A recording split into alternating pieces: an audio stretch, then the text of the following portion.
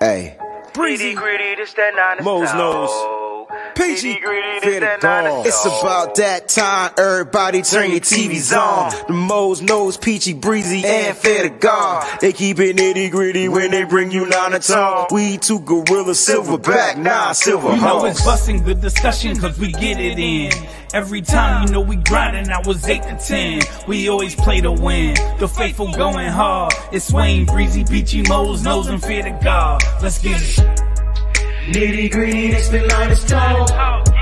Don't like it, better take a walk. Nitty gritty, this the line is tall. We outline players up in chalk. Nitty gritty, this the line is tall. Don't like it, better take a walk. Nitty gritty, this the line is tall. Line is tall. Nitty gritty, this the line is tall.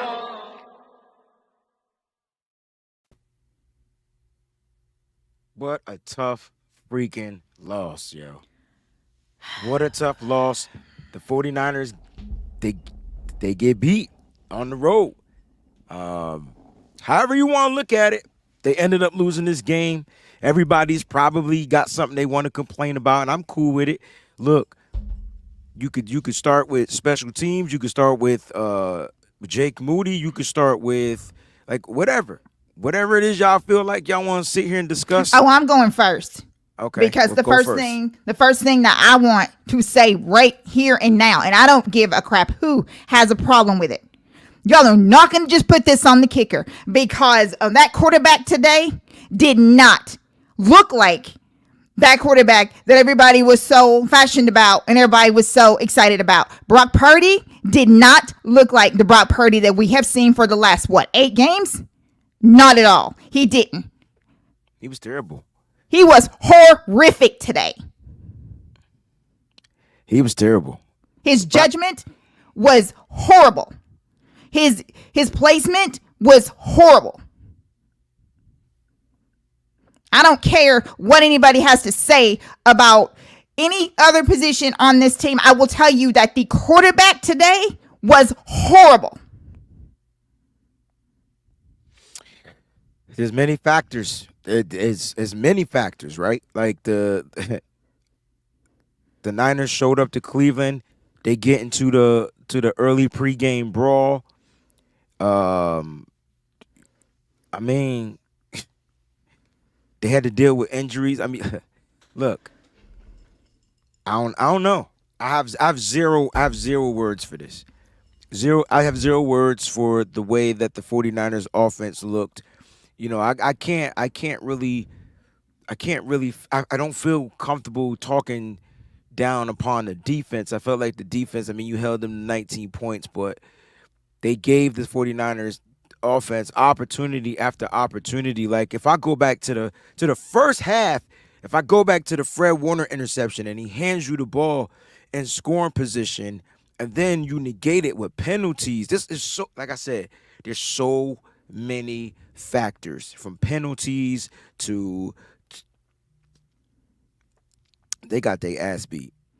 Brock Purdy by 2 points. Is not elite.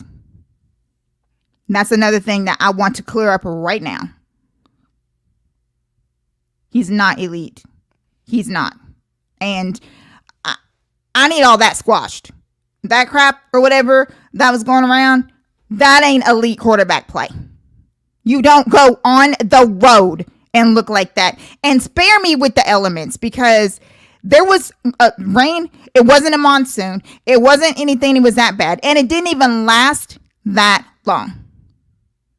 Brock Purdy had been, for all these games, up, and the team had been up, whether it was the defense or the offense or whatever. And he had to come back from behind. And he had to come back from behind with some adversity. Until he does that, I don't want to hear anything about this quarterback being elite. And I really don't care right now who has an issue with it, because he's not elite. That needs to get squashed. You guys jump up here and put somebody on there because of some teams that we played, and the circumstances have been great because he's had all these weapons out there and all this stuff. The kid is not elite. I'm not saying he's not good. Everybody has a bad day. I get that. But Brock Purdy missed a lot of throws today. A bunch of them that he should not have. Rose, how you feeling, bro? Whew, Lord have mercy. Purdy might not be elite, but you know who else ain't fucking elite? Kyle Shanahan. Yeah.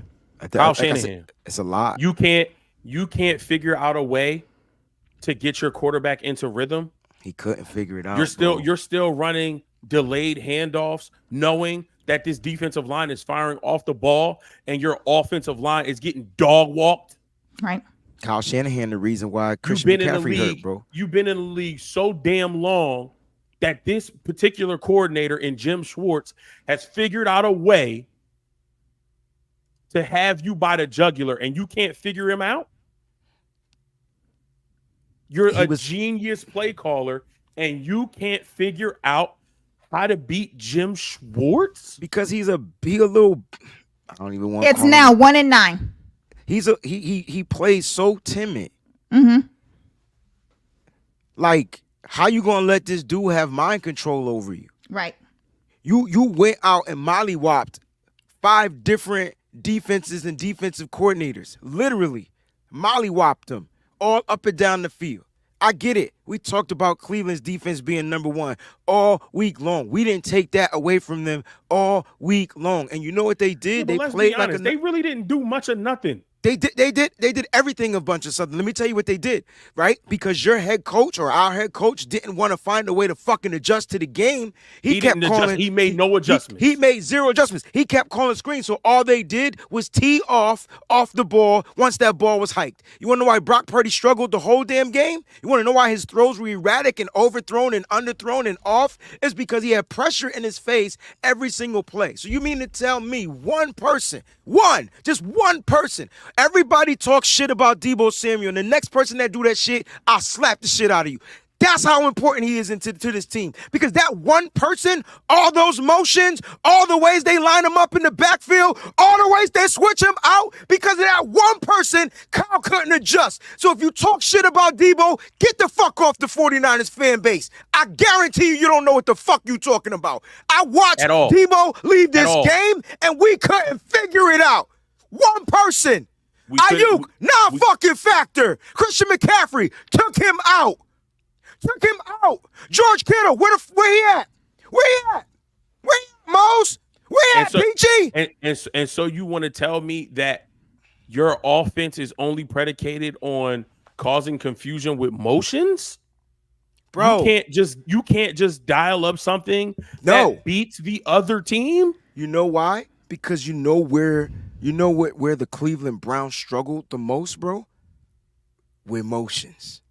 The moment Deebo left this game, go back to the first drive, man. We drove that ball down the field, was able to score. We got halted on that second drive or whatever like that.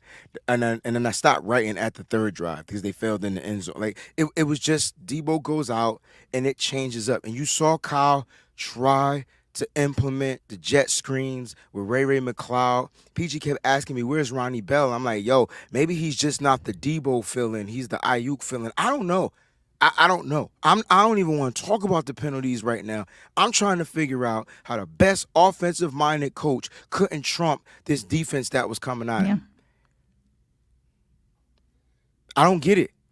And so, like Deebo Samuel, that one piece,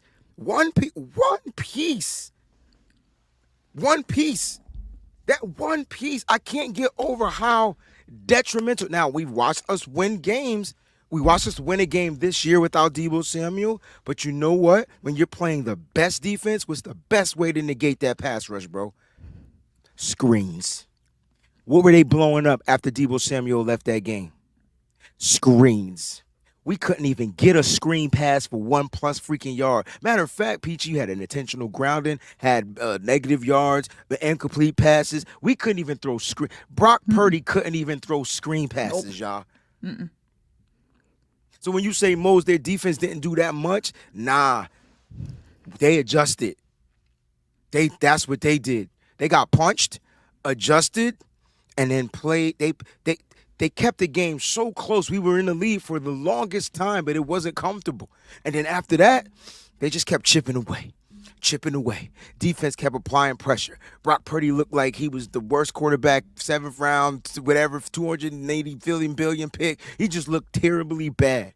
Even on that last drive, Brock Purdy moments would have been defined. Unfortunately, we got to blame Jake Moody for missing the field goal because that's what he did. He missed the field goal. That's a problem. And even after everything that we talked about, like I know you said don't put it on Moody. He missed 2 kicks this game. 2. Yeah, one might have been a 54-yarder, but an offense that hasn't been able to move the ball all second half. Before that last drive, Brock Purdy was 1 of 5 for 1 yard and an interception. He got to make them kicks, yo. So an offense that wasn't able to move the ball, we get all the way down, and I knew they had a timeout left. I knew they were going to ice them. They iced him. Honestly, and see, again, this is what Kyle doesn't understand situational awareness. You got 9 seconds left. You also have a timeout. Run it again. Just run one more. Hand the ball to Mason, get a few more yards, call a timeout, and then trot Moody on. Because you know, as my cousin has been saying, it's about a mental. So, okay, y'all want to call timeout to ice the kicker. We're going to bring our offense back out on the field. And then once we run that next play, we either get a yard, we down it, whatever we do. It's either a 40, 41, or 42. It's a little closer. You trot back out there. They don't have the ability to ice you. You get into your routine, and you go ahead and make the kick. But a 41-yarder, he has to make that. Here's the thing, bro. Like, no excuses. You have to make that kick. No I'll excuses. give you the 54-yarder. That was in the rain too. That was with the whether elements. it was in the rain or not at that time, because I was watching our game and Red Zone. There were 2 other kickers. Moody had a 54. Somebody kicked a 51, and I think the kicker from the Vikings, Greg Joseph, kicked a 53. So 3 kickers within a 3-minute span all had 50-yard kicks. And guess what the outcome of that? Only one of those 3 made it. They are one of 3. I'll give you the 54-yard. It's early in the game, whatever. You want to attribute it to weather? Guess what?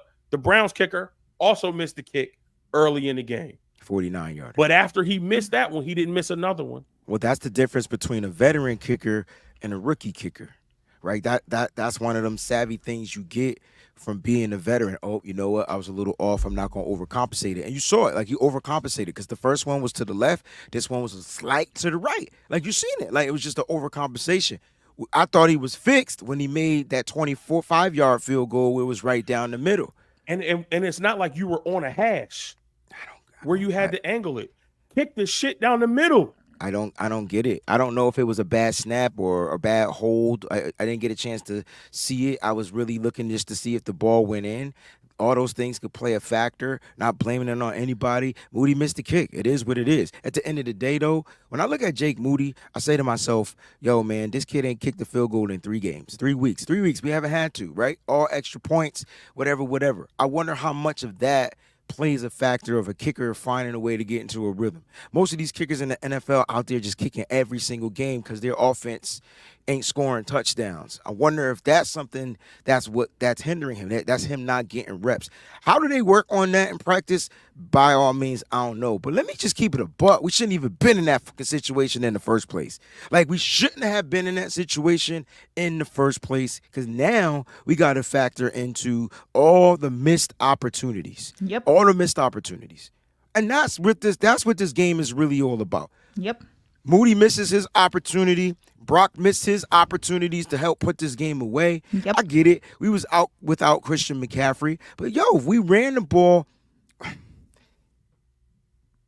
the defense played relatively well. They gave up too many explosives, y'all. Too many explosive plays. 2 in particular to Amari Cooper for a 56-yarder and another big one. That's 2 explosive plays. That's not what this defense is built off of. And I don't care if Deommodore Lenoir fell down. Ain't nobody crying about him falling down, giving up that explosive play. But that was huge. That's what led to their touchdown to Kareem Hunt. Mm-hmm. So, like, let's just keep it a buck. Like, if we're going to trash everybody that made a mistake, then let's keep across the board trash everybody that made mistakes. And this is good because this is what we call reflection. And to me, this is how you go about get better. Because now they're going to head home and then they head back up north, east, west, wherever the hell Minnesota is for Monday Night Football. I'll put it to you this way. You talking about keeping the same energy. I got to keep the same energy with Brandon Ayuk that I do with Jawan Jennings. With the drops, with the Too many freak. fucking drop passes, bro. Ain't nobody talking about Ayuk. You supposed to be elite. That's right. You supposed to be our number one weapon. So hold on, Mose. If we're using Kittle in the blocking scheme, Right. because Right. to help out our tackles against Myles Garrett, and Debo goes down, you're supposed to be the one that we looking to. Right. Right. You don't drop that first pass, you're walking into the end zone because Denzel Ward underplayed that. He had him beat. And those are the catches that he normally makes. Yep. The contested ones, the obscure ones, the ones where he got to reach all crazy. Those are the ones he makes. You catch that, you're walking into the end zone, my boy. So in a game where we need you to step up big time on the road, and that wasn't his only. He had like 3 or 4 drops this game. And yeah, you stepped up on that last drive, helping get us into good field position. But like we talked about, when the refs is making a mistake, messing up, and I'm not gonna talk about the missed calls on our side, because this was the most penalized game so far in the NFL against teams that have 2 of the top 3 defenses. Yep. So we're talking about 2 teams and 2 defenses that are in the top 3. And one of the best offenses in the NFL. And this is the most penalized game? That should have been Bears versus Broncos. Not this game. The refs were trash. But when the refs are trash, and now we aren't doing what we're supposed to do, who cares if we don't score 30? Move the ball how we're supposed to move it. And to me, Mose, adjust how we're supposed to adjust. That was my issue. So look, I just want to address this comment because I feel like people they hear what's coming out of my mouth, but they're not listening. Right. Because at the end of the day, I said he missed the kicks and he lost, right? But let's talk about what got us there in the first place. I said he need to make those kicks. I know I just said that. So don't tell me that I'm not seeing the truth. The truth is this offense looked like shit.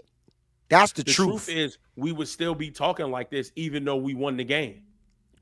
That's the truth because that's all we do. Because there's no way we should have lost to this Browns team.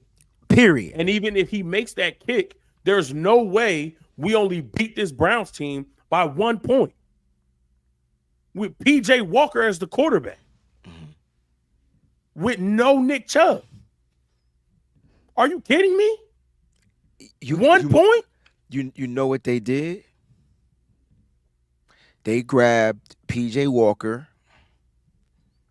This ain't gonna make sense to people because they don't understand football. So what they did was they grabbed PJ Walker off their practice squad. So who was PJ Walker imitating on the practice squad? Who is PJ Walker on the practice squad? What is this? No. PJ Walker, their quarterback. Who does he imitate off of our team on their practice squad? What's his job? To be who? To get their defense ready. Yes, that's the job. That's his job. That's the practice squad's quarterback to get your team ready, your defense ready. He gonna move like Brock, and guess what he did like Brock? He was efficient when he needed to be, and they did nothing but screens. Like, I just felt like that was our game plan. How did they effectively run the screen game? Fair, Mose, Peachy, you mean to tell me we couldn't do one tight end screen, bro, to get George Kittle involved? Not one. But they ran it twice, and one of them was a touchdown, but both of them got called back because of penalties. They had 2 Njoku tight end screens that was highly effective. That's our play. Yeah. Yeah. I I just I'm lost for words because we lost to a team we weren't supposed to lose to. But like they say, any given Sunday, anything can happen. I'm glad this loss is here. I'm glad we're no longer undefeated going forward because maybe this is what they needed. Like, Right. because they got to figure out football is football and injuries are going to happen. Now, how do they overcome the adversity?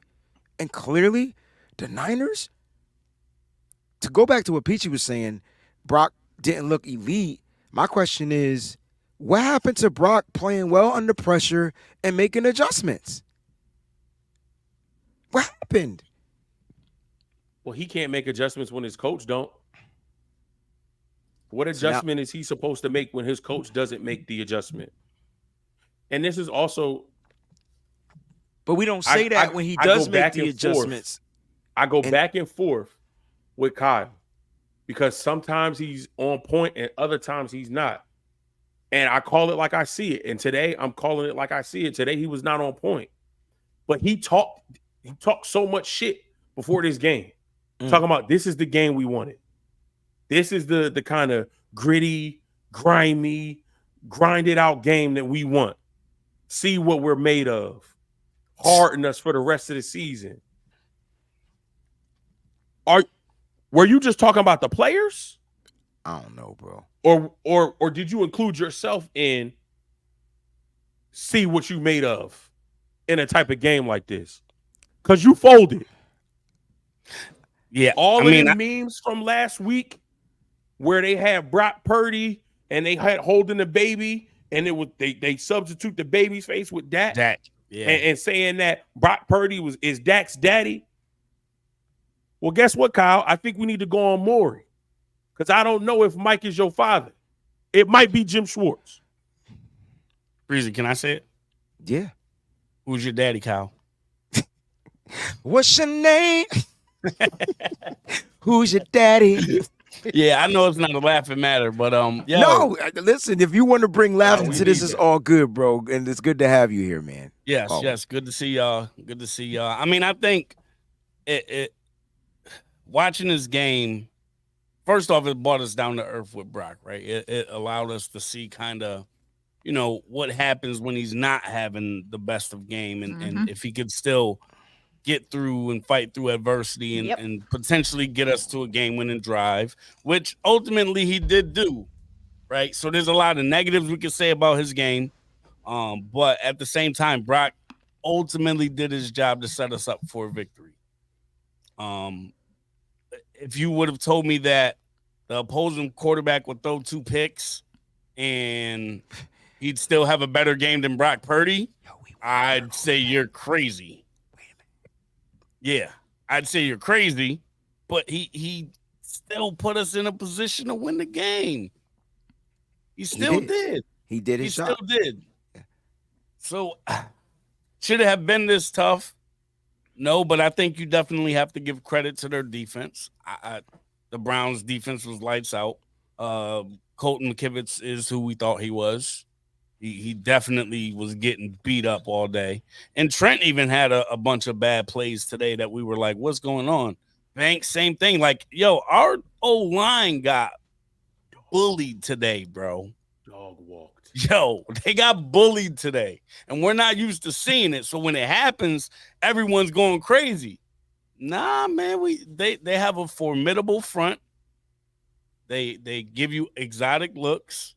And they really didn't have to do much outside. They ran man most of the game against our dudes because they knew that their guys were going to get home regardless. That ain't why they ran, man. Nah. Bro, they certainly No, listen, didn't have I'm to telling you, change that up ain't why they anything. ran man, bro. They ran Then man. what's the why? They ran man fair because one person was missing on that offense. The one person that makes that defense play honest, his name is Tyshawn Debo Samuel. That one person allowed him to be aggressive in man coverage, bro. You took the moment Debo was missing, their defense chimed in.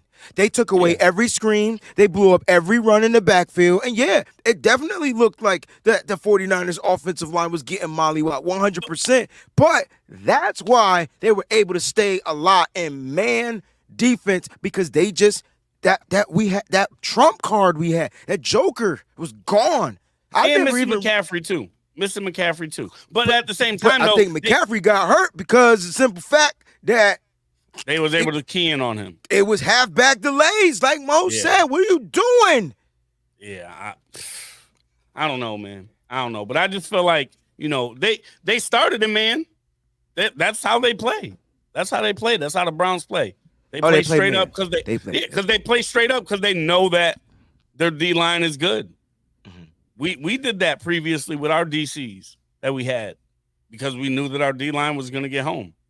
You know what I mean? But yeah, just to kind of go off of that, I agree. Like Debo not being there is a big lock part that's off of the chain, right? It definitely is part of what Kyle had game planned, but man, there's no excuses. There's no excuses from the Niners side, man. They had more than enough to still win this game and couldn't succeed. And a lot of that had to do with some of the play of Brock Purdy, for sure. And most of it had to do and is on the shoulders of Kyle Shanahan and him not being able to adjust properly to what the defense was doing. I think that Jake Jim Moody gotta Schwartz make those has kicks, a though. hold on Kyle Shanahan. That's that. what I think. I think that is like he's in Kyle's head. Like Kyle just can't do it. I mean, when you have a situation where you're 1-8 against a specific person like Jim Schwartz, that was ugly. Like that was a very ugly stat. And now he's 1-9. And I just feel like that is just seriously messing with his head like a lot. Because some of the stuff that Kyle did call today was just head scratching. Like, what are you doing? Like, you know that you don't have that personnel out there running that. So why are you doing that? Like, why? And even on the last drive, like, why are you taking all this time off the clock when we should just be trying to advance forward as much as possible to help the kicker? This kicker that hasn't kicked in like 3 games is kicked any meaningless field goals in 3 games.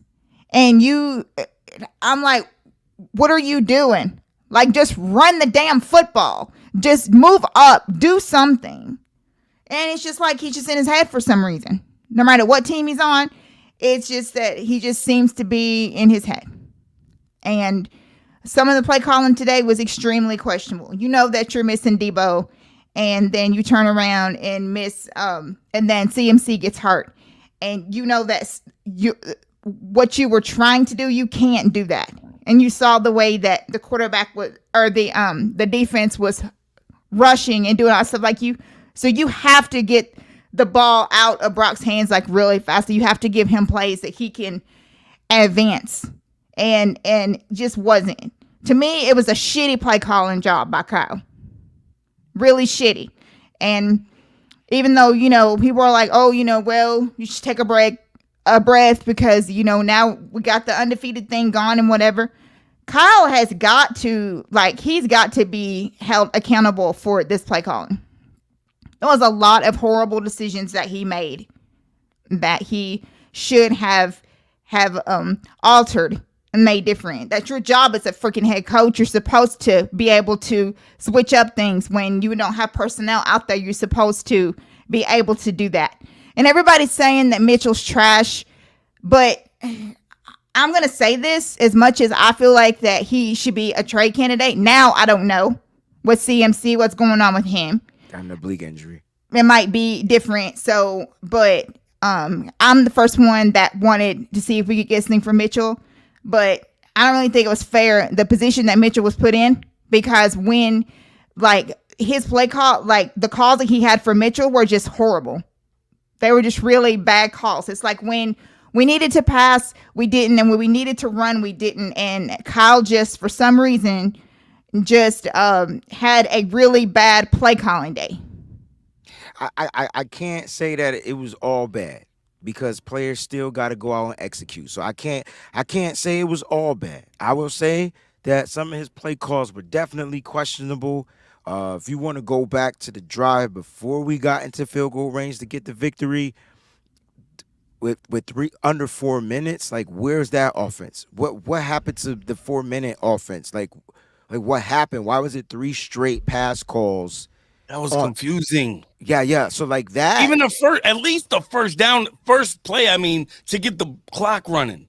At least that. I didn't understand it. Super questionable. But when you go back to look at that, there was 2 throws, in my opinion, from Brock Purdy. And Brock, you know what, guys? I feel like, why is it unfair to say when players play bad? Certain players, excuse me. So we could trash Elijah Mitchell, who ain't played football in about 3 weeks, right? We could trash him, but we can't say when Brock Purdy looked like shit. Like, I don't get it. Now, did he have some throws that were drops and misses? Yes. For sure. For sure. But I don't understand, why is it that we can't keep it consistent, yo? You just talk dog shit about Jake Moody because he missed 2 field goals, not one, but the one that would have won the game. But at the end of the day, like, Brock Purdy didn't look normal. It shouldn't. And so look, here's the thing, man. Like, I'm not trying to come at you. I've not. When the fuck did I disrespect their defense? Please tell me when I disrespected the Cleveland Browns defense. I just want you to put in the chat. You ain't got to pay for it. Tell me when I disrespected the defense, because I have not. I kept saying they were the number one. You clearly don't watch the shows all week long. Right, exactly. I kept saying that is their thing. Their thing is defense. They got the number one this, number one that. The only thing they didn't have that we have is the number one scoring defense. I don't know what you're talking about. At the end of the day, Brock couldn't overcome this defense, right? Him and the team couldn't figure it out. That's why Peachy started off the conversation saying he wasn't elite. You watch elite quarterbacks make elite plays and make things happen. Did Brock get us down to win the game? Absolutely. If we would have won the game, I guarantee you I was still talking about how Brock Purdy looked like shit. That's what I would have been saying. He didn't look like the regular Brock. And so we could say their defense was A1, grade A, certified Angus, Kobe beef. Fine, cool, no problem. But what happened to our number one offense, number 2 offense, though? Where was that? Let me ask you that question, since you just keep clapping. So let's ask that question, because I watched on the first drive. No one was complaining about anything, right? Because it moved like fine wine, right? It was perfect. And then on the second drive, scripted. Second drive, things were going, and then we get the penalty by one of the linemen. Something happened, and we were down for. We played behind the sticks for so long. Like, no wonder Brock couldn't get into some type of rhythm. But that's where y'all. That's where I question Kyle. Like, where the rhythm plays. I get it. They're teeing off. I get it. They're fast. They're stacking the box. They're taking this. They're taking that. I get you lost Deebo Samuel. I get you lost Christian McCaffrey. Excuse me. But why are you not finding ways to put the ball in Brock's hand so that he's still effective? And that's what I couldn't figure out. They weren't taking out George Kittle. Why couldn't we just switch the way we utilized them? So if the offensive line y'all's getting beat up like y'all said it is, then what the fuck is the purpose of having George Kittle block back there? Why not just use him as a Travis Kelce type of tight end? He's especially when Debo and CMC are hurt. I mean, make that make sense. Why did he have 1 catch for 1 yard? But make it make sense. Make it make sense. And listen, I know Brock was going to miss some throws. He was under duress a lot. But let's talk about a couple of the throws where the Christian McCaffrey, wide open touchdown. The Brandon Ayuk, wide open touchdown. Probably a touchdown. Like those, like it's a different ball game. If those, remember we were winning too, by just one of those completions go down. Just one. That's all I'm saying. That's all I'm saying. But at the end of the day, you know what happened? It came down to Jake Moody missing the field goal. It did. Them damn Michigan kickers. They just fucking suck. Oh man. And I can say it because the guy on the other side was the Florida State kicker, and he won it. Oh man. But nah, seriously, man. Look, this is a tough loss. It's gonna be a tough week. And you know what's funny? We don't play the Monday night. Yeah.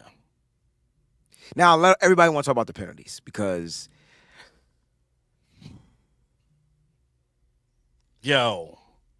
that Gibson one. So help me understand how that's reviewable in college. And they always review that in college. Yep. But they do not in the NFL. And especially when the guy from New York jumps on and he's like, yeah, clearly he hit him with his in the shoulder area. That's a legal hit. Oh, Dan Blandino. Blandino. Yep. How is that not a review, especially at least in the last 4 minutes when it could cost the game? Which it did. on third down, Third which and would have 11. caused That the was fourth fourth down. down. That was fourth? It was on fourth down. Yeah, it was on fourth. Fourth and 11. They had to go for it That was because bad. they were Yeah, down. that's crazy. That was on fourth down. That's crazy. It was fixed, whatever. Because That was really bad. There's people from Terrible. all around the league that are saying that it was a bad call. Saying that it was a bad call. the commentators thought it was bad. Like, and usually they are against us. It was fixed. I just don't understand. It was fixed. That's Like, all it was. Fourth and 11, the Niners get the ball back. Yep. And they have the opportunity of, because that's when we gave up the field goal on that drive, didn't we? That's how they took Sure the lead. did. That's So how we they would have took still the been lead. up. That would have changed the game. Yep. It would have completely changed again because that was on fourth down. It would have been a turnover on downs. Yeah. We get the ball back on their side of the field at like the 40 or something like that. Yeah. Run down the clock, maybe kick a field goal. At that time, if we kick a field goal, Moody doesn't have the pressure at the end of the game. We go up 20 to whatever, and if they do get the ball back, they have to go get a touchdown instead of 3. Or maybe our offense figures something out and we punch it in, get a touchdown, and completely close the game out. That was a horrible call. That was right there. That was the other one. There's 3. There's 3 of them. That was the other. There's 3 of them this game. Because that Mooney one was bad too. Yep. The Mooney one was That terrible. was bad. That was horrible. And what made it worse to me was that on the very next drive, when we got the ball back, Greg Newsome does the same thing yeah. to Jawan Jennings. Yep. He had And his they didn't hand call on it. his back longer, Yep. which forced Jennings to the ground, and they didn't call it. Of course not. I thought they did call the one on Jennings. Is it a different one? No, they called one later, Oh, okay. Yeah. but it was when we first got the ball. First down incomplete, second Okay. down incomplete. Yeah. And this was on third down. Like I hate to terrible, bro. blame the It's refs, but terrible. man, they swing the games. Look, Right, right. And And I'm- either way, they could swing a game. But like it's okay if like there's calls on both sides, but I feel like there was 3 calls today that changed the game in favor for the Browns. And those were the first 2. Then the third one was the I don't know what that was. The underhanded fumble? throw that they The said fumble? that was a fumble. That was a fumble. Yeah, it bro. was a fumble. From the Nick from Bosa the forward recovered angle, the ball on the 5-yard line. Yo, Oh, crazy. the other 2 are so like sketched into my mind. I totally forgot about that. Bro, that was terrible, So- bro. never forget about that one. No, I because understand. That was at the point in the game where the rain was coming down. So just Yeah, like the man. ball slipped out of Brock Purdy's hands Purdy's earlier, hands. the ball slipped out of his hands. And not only did it slip out of his hands, it slipped out of his hands because he was getting hit by 2 different people. So you mean to tell me that he He was able to underhanded it. keep control of the ball Finger in roll. his hand when it's soaking wet and underhanded, when you clearly see his fingers go like this Yes. because he's trying to grip the ball and he can't grip it. The ball was out and then his arm goes forward, but that still Yeah. counts as a forward, bro. Yeah, Bro. that was crazy. Yeah. Those 3, man, those 3 were, and we didn't have none of those calls that happened against Cleveland. So that's why I'm like, bro, come on, man. All 3 of those went against us. All 3 of them. Listen, 25 penalties, y'all, between Yeah, the I 2 get it. teams. I get it. We had one less call. I felt like they wanted to even it out at some point, like Yeah. at the end of the game. 105 yards to the 119. But you know what? It's like it's when the call happens more than the call itself. Like it's Right. like when it The happens. timing. Yes. Like the refs were right on time. Like right on time. Like that big play. Won't that he you're do talk- it? Shit, won't he will? That play you're talking about, Fear. That play was the swing of the game because now the Niners defense is back. They didn't talk about the Niners defense and how good the Niners defense was the whole game. The whole game. It was all Cleveland, Cleveland, Cleveland, Cleveland, Cleveland. Yep. This is why they're number 1. I get it. No doubt. We get it. I get that why they're number 1, but they also gave up 17 points. But my point was the Niners defense actually were playing better. We just weren't getting all that pressure because they were able to they had running backs. They're just waiting for the ball. Oh, I'm in PJ. I'm in his face. Oh, boom. Screen. Boom, 9 yards, 12 yards, 13 yards, 7 yards. I'm just like, oh my gosh, if they run another screen, Right. which is part of football, so I'm not mad at it. What I don't understand is why we didn't do that.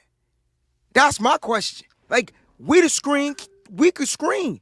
You can't be, and that's why I'm saying you can't tell me Debo is that detrimental to this team, or even Christian McCaffrey. Nobody else could catch a screen. Nobody. Not one tight end screen. He may be our third best screen. Not one fullback screen. Don't he got great hands, Kyle Juszczyk? Not one. Not a wide receiver screen. But here's where I put a lot of this on Kyle, right? Because I think there's one particular play that completely frustrated him and threw him off of everything that he wanted to do. And that's when we got the delay of game penalty because Ray McLeod did not know where he was supposed to be. And he motioned incorrectly. I seen that. And you could see Kyle was pissed off on the sideline. But you are not a rookie head coach, man. You are not somebody who is new to this. Something like that, while it does make you upset, something like that should not throw you off your square that easily. To where now, because you don't have a Debo and because you're missing CMC, you just don't know what to do. You assume because Ray made a mistake and didn't know where he was supposed to line up or where he'd motion. Now, nobody don't know what to do. One player makes one mistake, and now everybody is incompetent. Don't nobody know what's going on. But he gets flustered too easily by dumb shit. But when I said wide receiver screen, why does everybody assume it had to be Ray? Last time I checked, anyone. Brandon Ayuk on this squad. He used to run wide receiver screens all the time. Yeah. So where was those plays? I get you, but it's the mindset of Kyle. I'm just saying, like, in general, like how he get back into that mindset. I get Debo's his boy. I get it. That probably kind of confused him, but he got to have a plan A, plan B, plan C. You're one of the best head coaches in the National Football League. Yeah. You just have to do it. And That's Timothy not an Smith, no, we're not, but we're a hell of a lot better than you.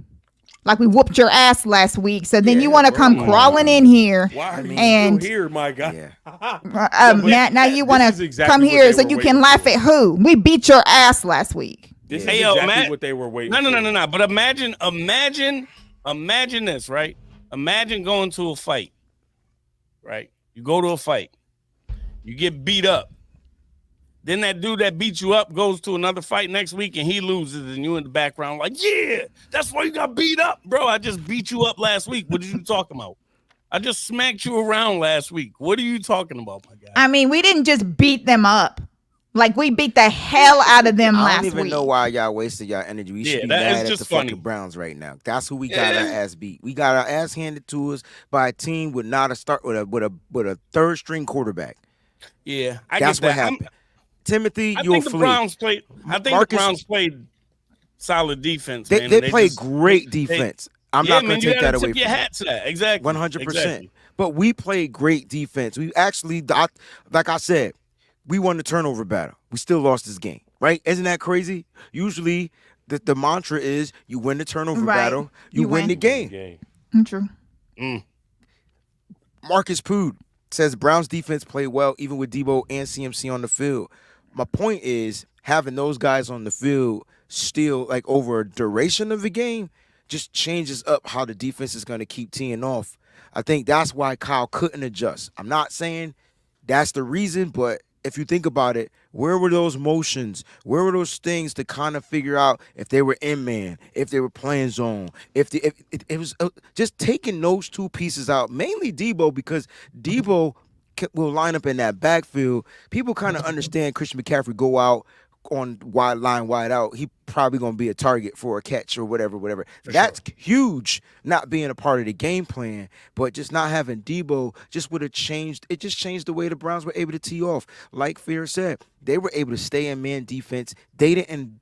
They weren't scared of one wide receiver beating them deep. And the reason why Fair talked about it was because of their pass rush, right? That interior, the outside guys, they were getting in, even though they didn't get sacks, right? They were getting in and getting pressuring Brock Purdy. So it was forcing his throws to be off a little bit. You know what I'm saying? But again, don't Brock Purdy got to make them big time throws? Like there's some big time throws he got to make, right? Yep. He does. I mean, I know he's not getting paid the big bucks, but he's in that elite conversation. You think we trashing our quarterback? Wait till tomorrow when the national media get a hold of Lord, it's gonna start at 6:00. Brock Purdy being elite. Wait, just wait. Yeah. You better be ready to defend him. I know I am, but y'all better be ready to defend him. Because I'm gonna tell you right now, they're gonna come for him. They're gonna be like, how you get beat? Granted, you playing this top defense. What happened to that high power offense? Yep. It shouldn't matter if you don't have a Debo. You know what the story this week is going to be, y'all? He's a system quarterback. That's crazy. When S-word. the system isn't 100%, That's all I'm saying. this is what he looks like. That's all I'm saying. That's the story they're gonna spin. So just get ready or turn y'all TVs off. I'm not gonna do that. I just need to get my stuff out. Brock didn't look good. I'm keeping it a buck. If you said Brock looked good, you clearly didn't watch the same game. Yeah, he didn't facts. look like Brock. I could tell you he didn't look good because his numbers also say he didn't look good. You ready? Yeah. 12 for 27, 44%, 44.4%. Brock had 107 passing yards. He only averaged 4 yards per attempt, 8.9 yards completion. He had the one passing touchdown to Christian McCaffrey. He was sacked 3 times, excuse me. All right. That and for 18 yards. His passer rating, all of that, y'all, and Brock's passer rating was still higher than PJ Walker's by 9 points. but he had the interception, right? He shot his first interception this week, which was a bad throw. Yeah, it was terrible, bad read, bad throw. Yeah, it was it bad. was bad. Behind people a lot today. He was late a little bit. Yes, he was. It just was off. It was off. Which is why I said when I said at the very beginning of the show that, people that are trying to say that Brock was blameless in here and it happens. Yeah, I understand all that it happens, but Brock did not look elite today. And even his head coach didn't think he was elite because every time you turned around and looked over at the damn sideline, he's either screaming or he's got that face on. Some of it that is like, what the hell was that? Some of it was on him. Some of it was on Brock. Yeah. And it's okay. He the quarterback. That's his job. His role is to take on. And I you know what I expect when we listen to the pressers? Brock to take accountability because that's who he is. Yeah. He will. I agree. But I'm telling you, there was those. I don't care about all the incomplete. There was 2 throws that were touchdowns. 2. Yes, man. Yep. Yeah. 2 throws. true. Let's do these super chats because I don't want to get them lost, and people definitely gave the super chats. JP hella hard. I'm just gonna do the foghorn for all of them so we could get through them quickly. Everybody will go around taking the super chat. I'll go first. JP hella hard 2800. We got physically beat up in the trenches. Yeah. We discussed it a little bit earlier, man. The Niners. They got bullied. They got bullied a lot. Charles Thomas gave 2 super chats. Fair, you could take this one. Look, yes, Purdy did not look good, but Kyle did not help him. Yeah, we already spoke on that, man. It just was an ugly game, I think, overall from the offense for sure. Let's see. We'll go with Peachy. You take Miss Debbie's. Granted, this was indeed a sloppy game on so many fronts. Penalties, some not warranted, killed us. This is a game we need to learn a lot from. Review the tape and get better going forward. # faithful to the Bay till I'm dead and cold, y'all. Amen to that. I think we all are faithful to the Bay. Yes. It's just we trying to take this L. We got to take it on the chin and find out, when we go back and watch the film, we're gonna try to figure out maybe this is why. Maybe this is what they saw. I don't know. We just know watching it live just didn't look like a good game plan. It did in the beginning, and then they adjusted and we didn't readjust. That's what I saw. That's what I saw. Defense kept it close for as long as they could. They truly did. Mose, here you go. From Jay Realist. He says Ayuk passes were slightly out of reach. Listen, age-old adage when it comes to football. You get your hands on the ball, you got to catch it. Amen. Right. And there were too many times where Ayuk had his hands on the football Yep. and he didn't bring the catch in. So, like I said, I'm keeping the same energy. I can't be hard on Jawan Jennings for dropping passes. He had a nice snag today. Yeah. Yeah, I can't be hard on Jennings dropping passes and not keep the same energy across the board. Ayuk is our best wide receiver. In the clutch moments where we needed him to make those catches, he didn't do it, and he's got to own up to that. 100%, man. Listen, Tonga 808. Yo, Breezie, they had a chance to win the game against the number one defense without Debo and C Mac. They absolutely did. That's the bright side. And there you go. That's the bright side. So Mm-hmm. when you finish, all the adrenaline is leaving your body, and you've gotten all the overreaction kind of like out of your system. Like you start to kind of like reflect, and that's what this is all about. So when we do shows tomorrow and throughout the week, now we can have reflective points. We can kind of go back and look in the mirror and be like, yo, this is where we, I could have been better here, or I could have did this, or you know what I'm saying? And everybody does it. That's what reflection is all about. But you're right. And unfortunately, it came down to special teams, and Jake Moody just couldn't nail the game-winning field goal. But he'll get many more opportunities, I'm sure, this season. I'm hoping games aren't this close, but if it does come down to him, the only way he's going to learn from it is by correcting his mistakes and making his adjustments. Y'all got to take into factor he's a rookie. He'll figure it out. They believe in him.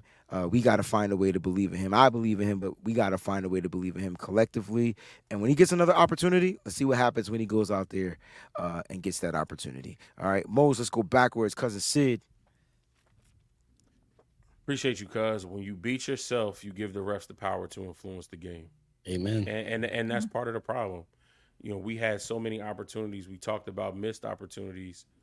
Those 2 touchdowns and those 2 missed field goals, that's 20 points.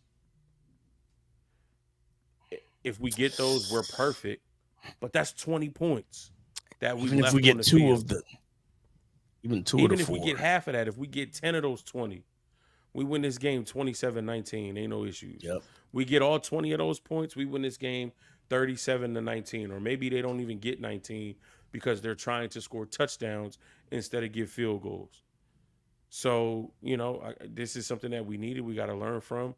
We left too much out on the field, and a lot of it has to do with us not showing up. Point blank, period. And it starts with Kyle. I'm not going to let none of the faithful, and I'm definitely not going to let Kyle scapegoat anybody else. It starts with Kyle. Mm-hmm. He said this is the game that he wanted. This is the game that he wanted for his team, and he was not prepared. He didn't adjust. Right. And because of that, we beat ourselves. It starts with him. Yeah. There's another adage, Mose, that came in my head when you said that. Care for what you ask for. Care for what you ask for. You just might get it.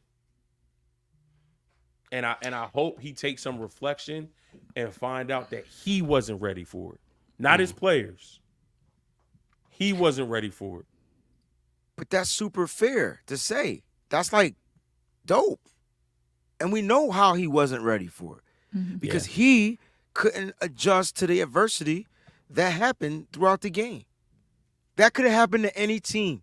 Any team could have lost all their players right at the game time, right during the game, mid-game. They could have lost their stars, blah, blah, blah, blah, blah. But Kyle's supposed to be prepared for if a situation is going to happen, because this is football. And in the back of your head, players are going to get hurt. They're going to get injured. Let's start. The first injury to the game was Trent Williams. I'm like, Lord, no. Lord, nah. Facts. Yep. So we talked about him struggling, but we also didn't mention that he got his leg rolled upon, and he probably wasn't not even 90, 80% Of course not. Yeah. out there on the football field. Definitely. But from a defensive perspective, you chew in on that. He hurt. Go after him. I'm not mad at them. My point is, Kyle Shanahan, like you said, he just didn't seem he was prepared for anything to happen. He thought he had his game plan and he was sticking to it. But you can't stick to the script when they know your script and they're going to come out there and try to work your script better than you work your script. And then you lose key factors to your script. And next thing you know, you find yourself in what I like to call a dog fight. And that's what ended up happening. I mean, look, again, you could blame whoever you want. I'm not telling you who to blame. If you want to blame Jake Moody, if you want to blame motherfucking Ambry Thomas for getting a penalty on special teams, be my guest. All I know is the Niners need to definitely do some reflection after this loss and figure out how can they find that 110% to overcome the adversity that they faced on the road. First time, 1 o'clock start, right? Yep. Or no, they played Pittsburgh at 1, right?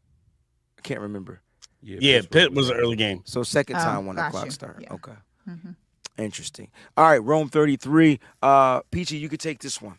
On the road, injuries, rain, very bad penalties, and Kyle doing Kyle things.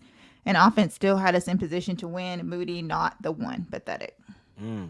Like I said, you could blame whoever you want. That's what this overreaction show That's is right. all about. You know what I'm saying? We'll try to provide context, but we're not trying to persuade you to from what you want to think, all right?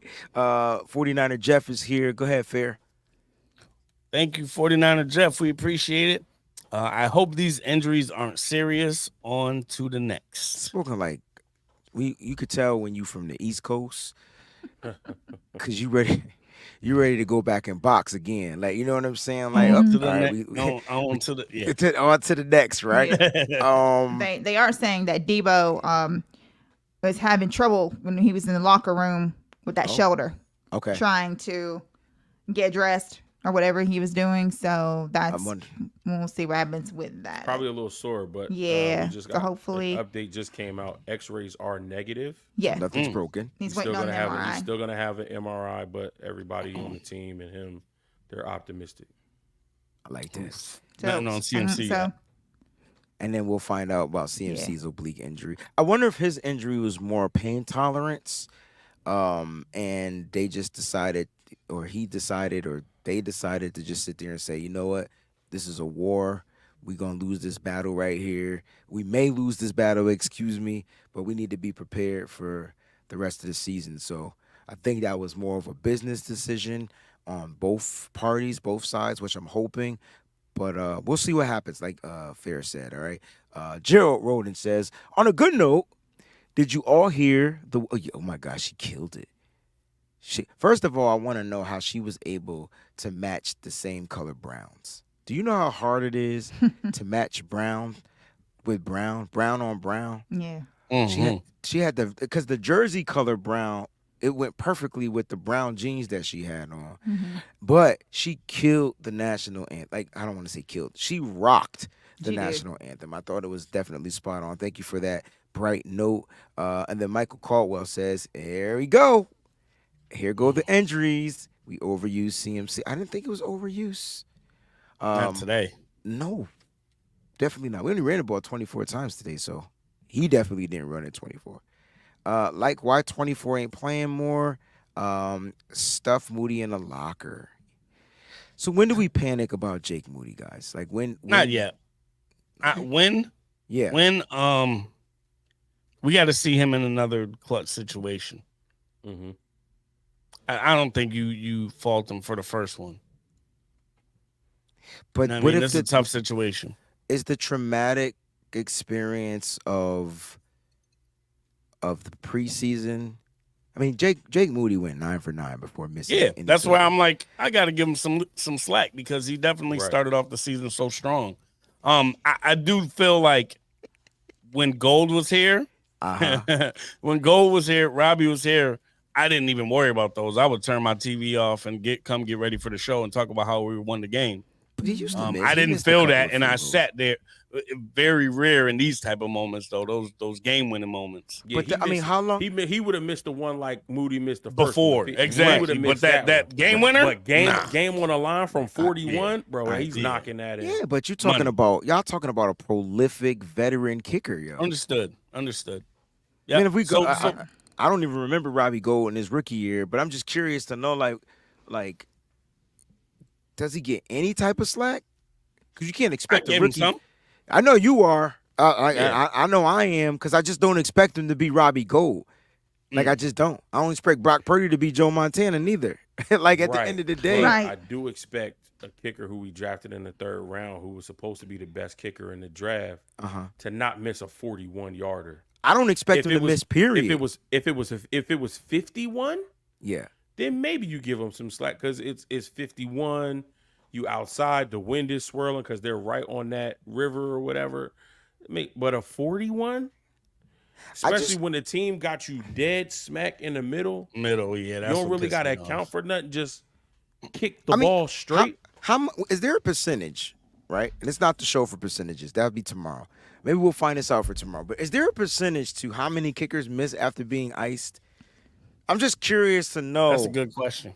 I'm Because, sure like, there is. I'm not. This is not an excuse show. I promise you, I'm pissed off as much as you are. Me and Peachy But and you're I gonna watched that. defend your joint. Michigan players no matter what. No. No. I'm not. It's not even about defending him. It's just I'm mad he missed. Yep. Like I wanted to win. I wanted to be undefeated too. Right. Now I'm praying Philly get their ass whipped. Then I'm good. Like, you know what I mean? Now everybody that was undefeated is defeated. Like, that's how I am. Seattle lost, so that's good.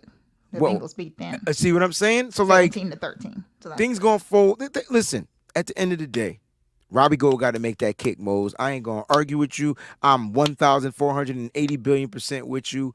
I'm just curious to know what the freak does calling that timeout do to the mental of kickers. Not even rookie kickers, but the mental of kickers. Let's find that out for tomorrow.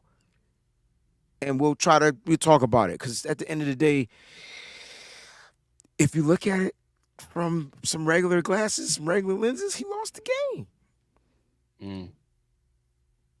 If we take away all the context, right? Because they said, or a lot of people were saying, if Moody makes this kick, it doesn't matter how bad Brock Purdy played. It doesn't matter how bad the offense looked. It doesn't matter how bad Kyle Shanahan called the game.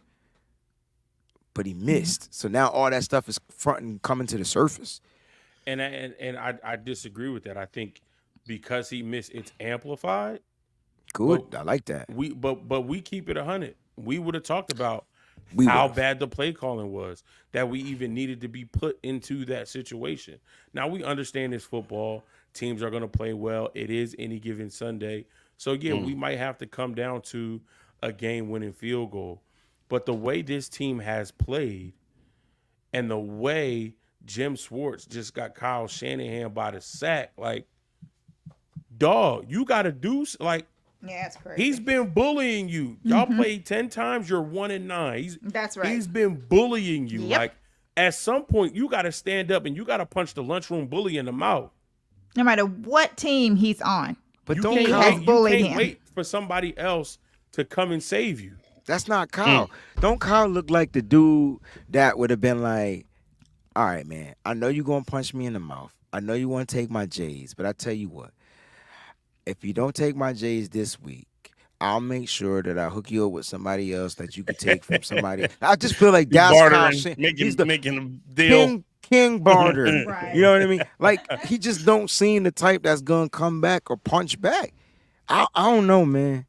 Kyle soft against strong-minded, Crazy. coaches. Yeah. Soft. Now, the good news is that the Cleveland Browns defense is going to be probably the toughest defense that the 49ers is going to face.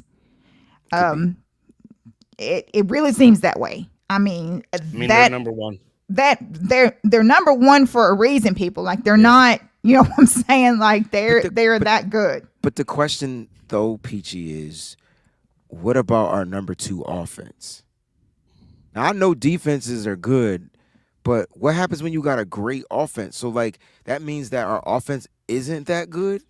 So what would you think that we dropped down to after losing CMC and after losing Debo? I don't think it matters. That shit don't matter. Like, at the end of it matters to us because we understand the context. It's not going to matter to the talking heads. Yeah, for They're not sure. going to be like, oh, yeah, they lost DMC and Samuel and they lose to the Cleveland Browns with a third string quarterback. No, it's going to be the 49ers got beat by P.J. Walker. Yep. Spotlight, it might not even be Deshaun Watson anymore because he Brock just Purdy beat. got outplayed. You get where I'm going with this? Yeah, yeah. What Oh, the yeah. That's freak? where the narrative is going for sure. So, like, so my question is, like, I don't even know if I got a question anymore. I just don't understand. Like, it's just, ugh. So, that's going to be a long freaking week, yo. It really is. But what It's about gonna our start in the offense? morning. Like, how do we? I know we were missing key pieces. I understand. You understand. We understand. Everybody watching understands. Mm-hmm. But where does our offense go? Because we didn't even put up. We didn't get 30 points. We couldn't even get into the 20s. But that's because of missed opportunities. BA Okay. doesn't drop that pass. Yeah. Purdy doesn't overthrow CMC. I hear you. That's We're not worried 27 about the points, bro. offense. Missed You field preaching. goals. That's Yeah, 14 that's right 14 there. right there. 2 missed field goals. That's That's six. 6 20. on top of that. That's the 20 points Yeah. that we just left on the field. Yeah, If we get those 20 points, we have 37. And we're probably talking about some things. We're probably talking more about the refs and the penalties and not being mentally prepared. But if we put up 37 against the number one defense in the league and held them to 19, this is a completely different show. Absolutely. Absolutely. Completely different. I agree with you 100%. It's just that's not what happened. So we did miss those opportunities. And how do we go back and correct them? Let's say we don't have Debo and we don't have CMC next week in Minnesota. How does our offense find a way to be efficient? Because I don't give like Minnesota got some dogs on defense. They might not be number 1. They might be number 30. They still got some dogs on defense. They might not be this ferocious, but Hunter's still there. Harrison Smith going to try to knock cats' heads off. Like, they still playing. Unless they get traded before we play. Like, how does our offense go out there and continue to – my issue with the offense today was they just didn't have any rhythm. No. That's it. The game And that was balanced. one of your and that it was was crazy one of because my- that was one of Breezy's you- 5 keys. But the game was balanced as freak. It was 27 Yeah, it was passes to balanced. 25 runs or 24 runs. So it was pretty balanced, but we had no rhythm. And Brock Purdy is a rhythm quarterback. For sure. He'll take And his Kyle attempt Shan- and his throws and down Kyle the field. Shanahan is a rhythm coach. And he's a rhythm coach. So Yeah. But he's the one. He is the choir director. He's the orchestra conductor. He's the one that's supposed to get us into rhythm. And I don't think his play calling after that first series did that at all. He could not figure out what Jim Schwartz was trying to do. And at halftime, because he couldn't figure it out, there was no adjustment. So the weather is the reason why Brock Purdy was bad. That's fine. PJ Walker played in the same weather. Who didn't look amazing. He just got the screen pass off. Yeah. Like literally our defense over pursued the screen. We talked about this on the show. We said that they were going to run screens and we can't overrun our lanes. Like that's what happened. Like, and imagine if those calls didn't get called back for touchdowns, they would have had more points on our defense. So like, listen, I'm cool. Weather does play a factor. I just don't know if that's the only reason why Brock Purdy looked off because of the pressure, possibly the weather.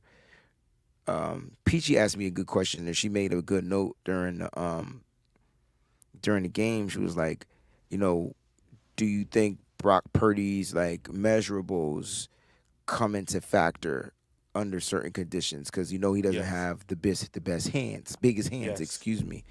And so gripping that ball, this is when he no longer looks superhuman. Right now, he's coming back to Clark Kent. I guess I don't even want to call him. He doesn't look like an AI anymore because hands are not. You know what I'm saying? Like that's when your hands come into play, which is. But I think also his short stature and not being able to see over the line. Yeah. When that pocket gets muddied Good point. Yeah, it's cloudy. and he doesn't have the ability to escape, Mm-hmm. and he can't see things clearly, I think that also is a problem. And that's why he struggles against pressure. Now, the Giants are a bad football team, and we were able to beat a bad football team. But the Giants were the team that blitzed him 85% of the time. And although he was able to beat it, he did struggle at least early. He made the What adjustments. what helped the Browns is they didn't need to blitz. They were getting pressure from 4, and everybody else could play coverage. So when we talk about Brock Purdy and his maturation, he's got to find a way to stay cool, calm, and collected and make good throws under pressure. Because now that's 2 teams that showed you if you pressure him. And yeah, TJ Watt had 3 sacks, but he was the only one that was winning his one-on-one matches. There was nobody else that was really bringing pressure. That's not the pressure that I'm talking about. I'm talking about when you got 4 or 5 guys in Brock Purdy's face. So now this is 2 teams that show you if you can get home with 4, that's great because you can play better coverage on the back end Play everybody and better. not give up the yak And- and not give up those explosive plays because somebody's got an open zone or you got not your best tacklers or you can't gang tackle because you got too many people blitzing in. And that's what beat the Giants. A bad team that had to send a lot of pressure with 5 and 6 and maybe 7 guys to try to force Brock Purdy to release the ball. But when you got 7 guys in, you only leaving 4 in coverage. That means somebody, if they're not wide open, they got enough space in one-on-one to catch the ball and make something happen. Well, the Browns defense is good enough where they were getting pressure with just 4, and they were leaving everybody in coverage, which muddied some of those windows, which made it crowded and didn't give us enough space to kind of catch the ball and make something happen, especially when you don't have your best yak player on the field in Deebo Samuel.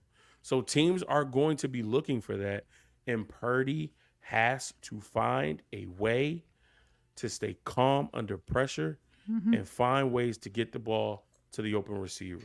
And that's also going to be something that's up to Kyle to figure out, how can we make this better for you? Don't just blame the offensive line. Yes, the offensive line got their ass whooped today.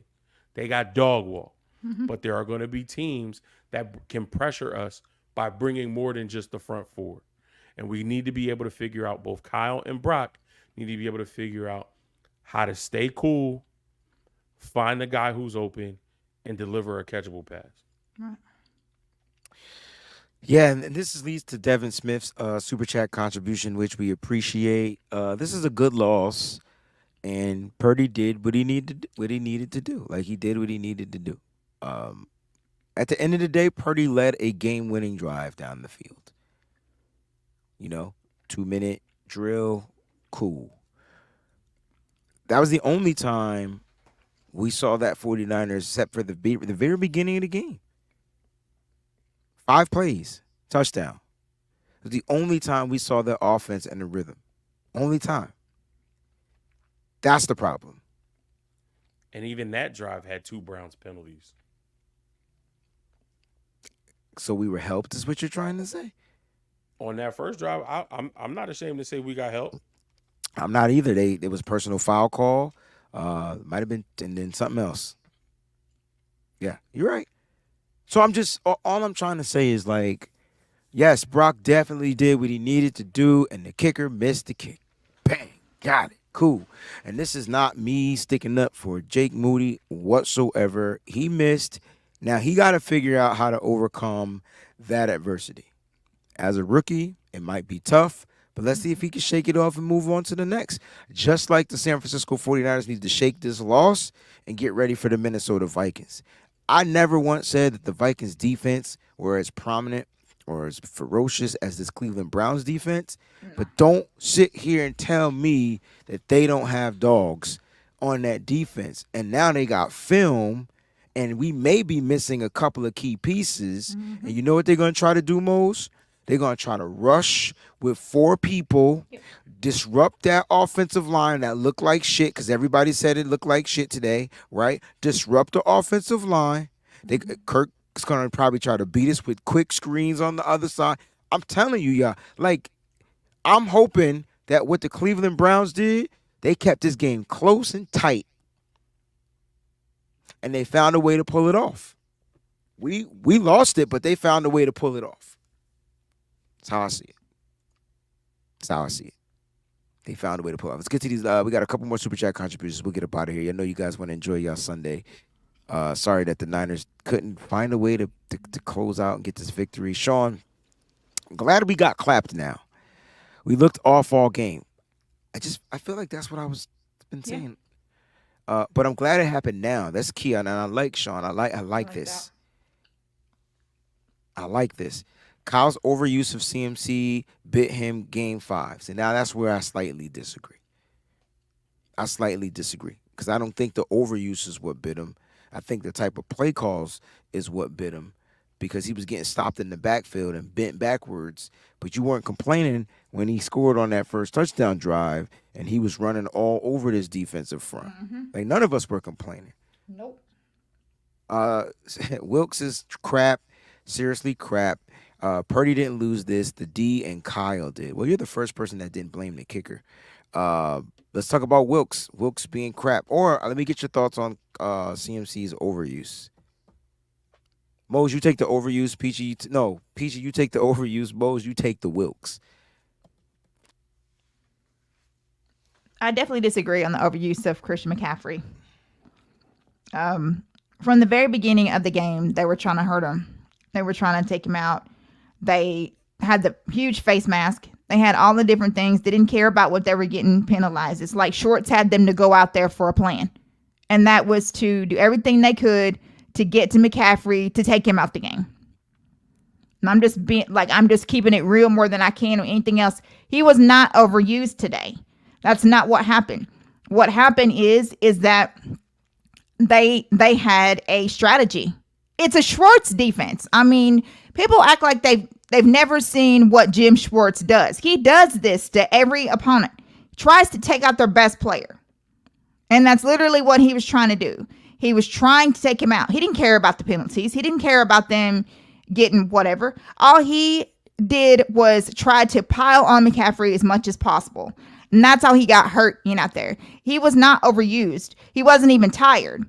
Actually, I thought we were going to see McCaffrey more than we actually did. So I disagree with that. I'm sorry. I'm just going through the box score. I'm just looking like, I'm saying to myself, dang, yo, we gave up 84 yards to Jerome Ford, which the big run came at the very end, toward the end of the game. Yeah. But dang, yeah. Mose, Wilkes, defense, again, only gave up 19 points. Yeah, I love Sean. That's my brother, but I disagree with my brother here. I thought Wilkes called a great game. There were a few explosives. I think you talked about the big run that Ford had. We know that Amari Cooper is an elite route runner. Early in the game, he got Demo crossed up, gave him a little shove within 5 yards, and Demo fell down. That's really the only reason why that pass was completed, because Demo fell. And then he had the Moss over Mooney. That was just mano-a-mano, him making a good play. Other than that, he called a great game. We were able to get 2 turnovers. We were able to get 2 sacks. This team only got into the end zone 1 time. The rest were field goals because of the field position battle. So with your last statement, you said D and Kyle. I would remove D. And I would definitely put it on Kyle, because he didn't get the offense in the rhythm, because we weren't able to move the ball and sustain drives. The field position game worked in the favor of the Browns. We had too many penalties that aided in giving them additional yardage. The only drive that I'm really questionable about is that last drive with the penalty on T-Gip, which wasn't a penalty, and then the penalty on Mooney, which also wasn't a penalty, that gave them their game-winning field goal. But other than that, boneheaded mistakes. And it was boneheaded mistakes. Myles Garrett had 3 offsides penalties. So it wasn't just like, the referees had it out for us.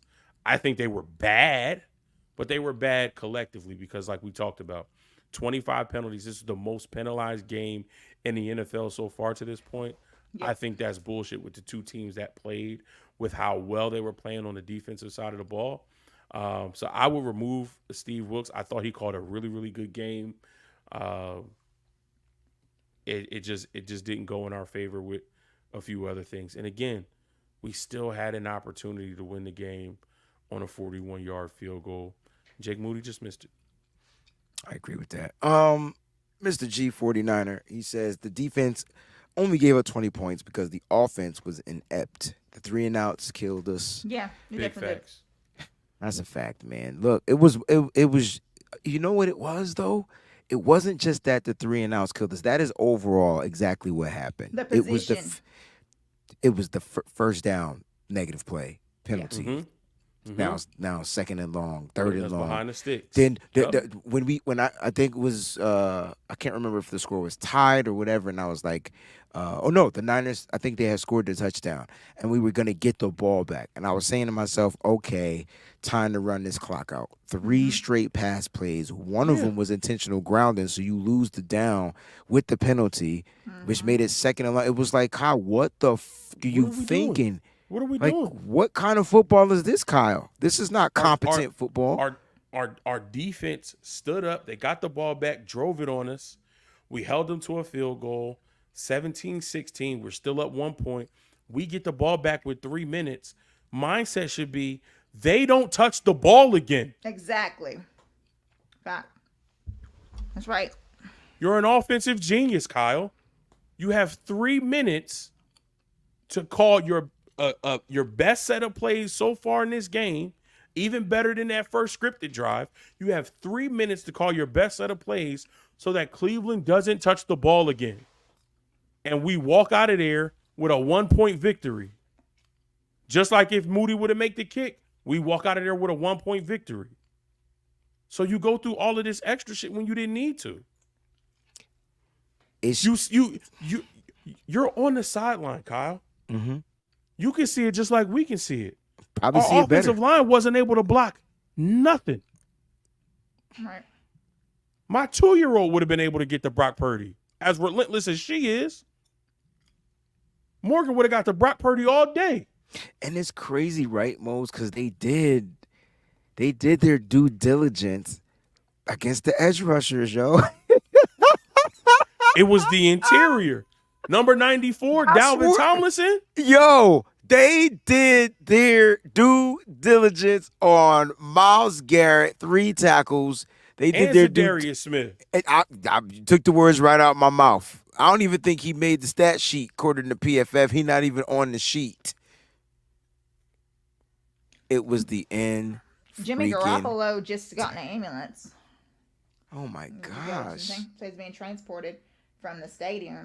Guys, we're praying for Jimmy Garoppolo. These injuries are Send out God, prayers like, for Jimmy Garoppolo, man. Jeez. That's crazy. Yeah. Jeez. That's nuts. that is nuts. Guys, Onawa 360. Breezy, that hoodie is fire. Well, thank you. It's one of those hockey George Kittle. I wish George Kittle would have been out there. I don't know where the George Kittle was. Kyle, you have to get him. The moment Debo and CMC left, he should have been focal point number 1. Listen, if you got to run 2 tight end sets and have that other tight end Block. if Charlie Warner has to be the one that's blocking, you got to figure out a way to incorporate Kittle in this game. I just don't get it. It doesn't make sense. A tight end screen. They weren't blowing up all the screens. They were blowing up the type of screens we were trying to do, the running back screens. That's what they were blowing up. They literally were targeting Christian McCaffrey, and they won. They took him out. They literally took him out of the game. He left the game with an oblique injury. He didn't have to just block, Ralph. That's my point. He didn't have to just be a blocker in this game. The 49ers have dealt with – he didn't have to just be a blocker in this game. I just felt like once you knew you were down with your two studs, then they know you got one left, and that's Brandon Ayuk. And you could force it to him if you want to, but why not use George Kittle? Something. Something. It could have been anything with the tight end. I just want George Kittle to get the ball in his hand. You know why? Because when George Kittle makes a positive play, his energy changes the freaking stadium. Like literally. It changes, it ignites the offense. It ignites something. You got to get the ball. No excuse for Kyle Shanahan because you have way too many playmakers to make something happen. You should be able to win a game on the fly, losing a piece or two. Should be able to. We talked about 5 to 6 playmakers. Should be able to. I listen. No, Ralph. I agree. He has to block, but at that point, they weren't blocking anyway. Like, who's the point? Like, pressure was in Purdy's face, so why not just have Kittle right in front of Purdy, floating the ball over his head? Get the ball out of Purdy's hands in 2 to 3 seconds. We weren't blocking nothing anyway. You guys are smart, man. I love y'all. I do. I want to end this by this little clip from Purdy, if you guys don't mind. Let me know if you can hear Get this. it in their hands. BA did a great job. You could hear it? Okay. So we're going to go ahead and add that to the stage. Let's see if I can blow that up like that. Oh, shoot. I'm getting smart, y'all. I'm getting smart. Let's see what Purdy had to say in the presser. Click on the final drive. Man, just a sense of urgency. You know, we got up to the ball, and we ran some plays that we were all comfortable with, and just get the ball to the playmakers and get it in their hands. BA did a great job. Oh, they can't hear it out there. Okay. Y'all gotta tell me these things. I don't be knowing. I don't be knowing. All right, let's see if I could get it to where y'all can hear it. Can't ever get this thing to work right, man. You sure you can't hear it? How come I can? I mean, I can hear it. You can hear it, but they It's can't hear probably it. just GSU because it's GSU. Job of Oh, creating Miss Debbie said she can hear it separation, fine. getting GSU, stop in with some me. space and making guys miss. Just the tempo, felt good. But the plays and stuff that we had drawn up, earlier in the game and stuff, they're there. And so that's something that I have to look myself in the mirror and be better at and make the throws. So. Click on the final drive. So, I mean, that was him talking about the final drive, man. And you see people putting out their takes, Brock Purdy. Look, he's our quarterback. And I'm not ever trying to throw any one of our players under the bus. But at the end of the day, when you look at what Brock did opposed to the last drive of the game, Brock did exactly what he was asked to do in the 2-minute drill. And unfortunately, the 49ers weren't triumphant, right? And so now I'm hoping Brock, because Brock talked about looking at himself in the mirror on this, I'm hoping he could figure out ways so that he doesn't put his team in this predicament again. And I think for me, that's kind of like how I would address this particular type of situation. You know what I'm saying? Look, I feel like I'm a great guy. I'm a great quarterback. I'm elite. I'm this. I'm that. Whatever. I got to be better. I don't want my team to feel like the game has to come down to the last second, even if it is, even if it does. I like Brock Purdy. I still love his moxie. That's not what I'm questioning. It just seemed like him and the coach weren't in a rhythm, and they couldn't get into any type of rhythm with or without CMC and Deebo Samuel. I do feel like if those players were out there, I believe the rhythm would have started to, establish itself. Because that's kind of what the Niners do. They kind of they play you along for a little bit, and the next thing you know, you just don't know which way they're going to hit you. Unfortunately, 2 of those ways were out of the game. I'm not saying Brock is the reason why we lost, but I do want Brock to find a way to be better. He has to be the best person on the football field each and every week. He just has to be. That's the position he plays, but he just has to be. So Brock needs to find a way to be better. If Brock was better, the team offense would have been flowing and their defense wouldn't have mattered. And we would be having a totally different conversation. Right? Right? Yep. Am I wrong for saying that? Nope. Oh. Okay. Not at all. Okay. Final thoughts, man. Let's get up out of here. I need to go to bed. That's where I'm going. I sent a text to my OG, great value Patrick Willis, and he says this. He said, I think that's called the perfect storm. How often does that happen in the course of an NFL season? He said, injuries to Debo and CMC, windy, rainy weather, team had 2 weeks to prepare, questionable calls on the Browns' final drive. If it takes all of that to go against my team and we still have a chance to win on a 41-yard field goal, I like our chances week in and week out. 5-1 on to Minnesota. We were bound to have an ugly game. We win some of those, you lose some of those. I don't like the loss, but knowing it literally took all of that. Refs were horrible. Missed kicks. Stupid penalties. Weather. Injuries. Injuries. Adversity. Knowing that it took all of that to beat us by 2 points. At home. They were at home. I think we're good. 5-1. We're on the road to Minnesota next week. Love the way you closed out. Peachy, final thoughts. Mose did it. He took care of it. You Great kind of close. did that. Yeah. And like Mo said, and Peachy as well, and everybody out there, man. Look, we appreciate y'all for just jumping on here and just kind of coming here and venting and having the moment of clarity and you know, hitting us from every angle as well. And you know what? Like, losing is good because when you make mistakes, the only way you're gonna learn from the mistakes is by going through those mistakes and fixing the mistakes. And so I feel like the San Francisco 49ers made terrible mistakes out here on this football field. And I'm not talking about just from the gameplay. Let's just go to the penalties. 12 of them. 12 mistakes were made, even if we feel like the refs might have called 2 of them or whatever. And then there were missed calls as well. So, like, at the end of the day, that's where the Niners need to figure out. Were they the more disciplined team? I don't know. That's questionable. They had one more penalty than us. But guess what? They found a way to be victorious. It is what it is. Mo said it best. We're 5-1. And the only team we should be worried about is Minnesota and not allowing what Minnesota's defense, not allowing what Cleveland Browns defense, even though it's incomparable to Minnesota's defense, to do what Cleveland Browns defense did, right? And so we could talk about our offensive line. Yes, they got overpowered. They got overworked. For sure. I just don't see it happening consistently each and every week from all these other teams' defensive fronts. I just don't. Peachy said it earlier. It's the best defense we played all year, and we only lost by 2. Let that sink in. Love you guys. Yep. Stay up, stay faithful. Tomorrow, the Wayne Breezie Show, 1 p.m. Eastern Standard Time. Nitty Gritty Niners at 7 p.m. Eastern Standard Time. We'll be back to break this game down and start looking forward to Minnesota, guys. We love y'all, man. Peace out. Thanks for watching.